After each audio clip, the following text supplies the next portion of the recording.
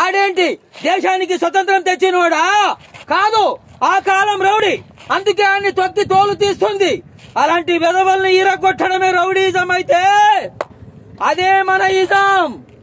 వాకే ఆ మాట చెప్పే ఓ లోఫర్ మా అమ్మని మోసం చేశాడు.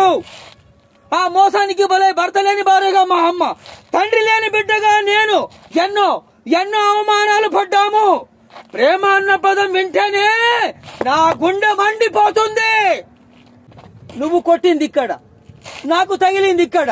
నా తల్లిలో ప్రేమను చూశాను, నీ ప్రేమలో నా తల్లిని చూశాను.